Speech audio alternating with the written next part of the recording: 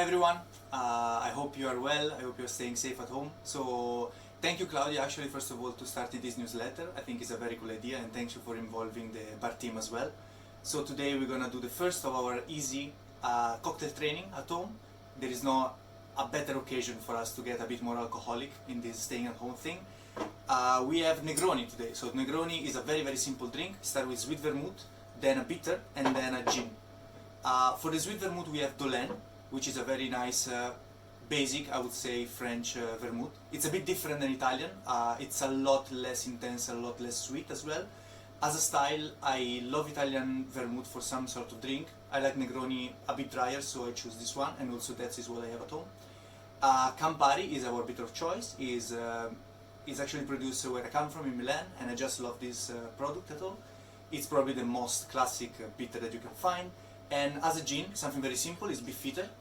It's a London dry gin produced in London, which quite near to Oval. It's a very easy gin, straightforward, a lot of juniper berries, like a proper London dry gin. Yeah, that's it, so let's jump right in. What do we need to make a Negroni? We need a spoon, a strainer, and any sort of container or a tin. I'm gonna use this simple tin. Then we're gonna need a jigger in order to measure what we're gonna put inside. So this is the fancy way to doing it. We're also gonna do the house or more Italian usually start of making just inside the glassware, okay? So we need a rock glass, and again, a spoon if you need. You can use a toothpick, you can use anything to stir the drink. I highly recommend you get a jigger of some sort, like can be anything really. The drink is in equal part, so just that is consistent and makes your recipe, I mean, like every time the same, and make sure that you're making good drinks. So starting from the most important thing, the garnish. No, I'm kidding, it's not the most important thing, but it's something that we start off, because once we start making the drink, we cannot stop the process. So we start from our orange, which is gonna be the garnish for our Negroni. So we have two Negronis, two garnishes. The first one is a pin. So the most classic, I would say, orange pin. You just cut through it, and once the drink is gonna be ready, you're just gonna spread the essential oil and discard or drop inside the drink. And the second one, which is the most classic, in Italy a Negroni is always served like this. We're gonna cut the orange in half, and we're gonna make a very nice smiley wedge. So tada, this is an orange cut in half, upside down. So we don't consider this section for our wedges. So you don't consider this section for making our wedges. We're just gonna cut through in this way, and we're just gonna get a very nice smiley perfect orange wedge. Okay, so let's starting from both at the same time. Obviously it's not that hard. We're gonna start with gin. So as I said, we're gonna pour is equal parts, so 30 ml of gin in both. Make sure when you make a Negroni, you kind of are gonna be a bit generous with the gin. Okay, the reason why is that especially if you use low quality ice, the gin, the booze in the gin, the alcohol is gonna keep your drink alive for a bit more. So make sure you give that extra pinch of love in gin. So Campari is the next, and last but not least our sweet vermouth. So the main difference in these two drinks is that one is I would say not the lazy one, but I don't have nothing at home. The second one is a bit more posh, which is the one that I make in the tin. Just because, it really depends what you have in your home bar. If you have a home bar, whatever is the tools that you're using, the tools that you have with you. But yeah, so let's keep this on the side for a second and talk about ice. So ice is very important. I mean, every bartender will say that. The main difference between one ice cube and another is, aside from the dimension, is how hard it is and how ready it is to be used.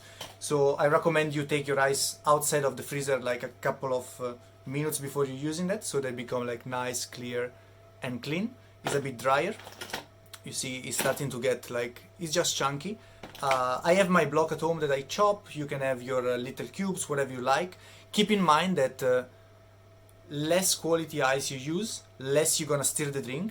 And also, if you have a low quality ice, I really recommend to do already the cocktail in the glass, already built inside, just because the ice that you're gonna use to dilute the drink is gonna be also the same that you have in the glass, and it's just gonna last longer and better. So I'm just gonna, give a bit of love to this ice, put it inside my mixing glass and my glass as well. So in terms of ice, the goal is to put as much ice you can. Okay, that's always the rule. You never gonna like fill your glass or your cup like half full or something like that. You're just gonna make a mess in that way, and then you're just gonna overload the drink. So you're gonna start spinning, okay, and you see that it's getting colder and colder. For the house one, okay, I'm just gonna use my lovely finger. We're gonna give us, this is a very Italian thing. It was a very, very famous person doing this. It's a sort of a tribute, I would say. And we're just gonna let it sit a bit more. As you can see, while you're stirring, the ice is gonna melt a bit and it's gonna change shape, it's gonna drop a bit, and you don't really want this game here. So when you push, the ice is going down. You don't want that. You want the ice to be always on top, like this, solid, and the ice level is good. That's why it's important that you build your drink in a proper way. You have like the best quality ice that you can, and so on and so forth. So in terms of this one that I'm just stirring right now, being in a tin container, as you can see, it's very, very cold. Okay, being in this tin container gives a lot of time to the drink to get diluted, so I can finish up the other one. In order to finish the Negroni, we're just gonna garnish with our amazing orange wedge. The other one we're gonna finish in quite a different way, but this is the Negroni done. I'm gonna show you in a second. And the Negroni is ready. Once you choose enough gin, you have the quality ice, you have everything that you want, your Negroni basically it's ready to sit there for a long time. This is something that I do usually if you don't have ice block at home. I just pour a bit of water into a glass and I freeze it, so it's like very nice, and it's some sort of like a ice base, I would say. But it's very cool because you keep your drink fresh. If it's stirred, obviously, it keeps very fresh, and it lasts for like ages. You're definitely gonna finish the Negroni before the ice comes up and melts, too much. And to finish this, I'm just gonna quickly spread our oil and drop it. Here we go. So this is the true Negroni done. Again, very easy to make at home. Very, very nice. It's just probably the most famous Italian drink you can find. Feel free to experiment with different proportion, different gin, different vermouth. Probably there is no like a right recipe for the Negroni. It's just choose whatever you like and experiment and drink as much as you can, but responsibly. Thank you very much. Bye.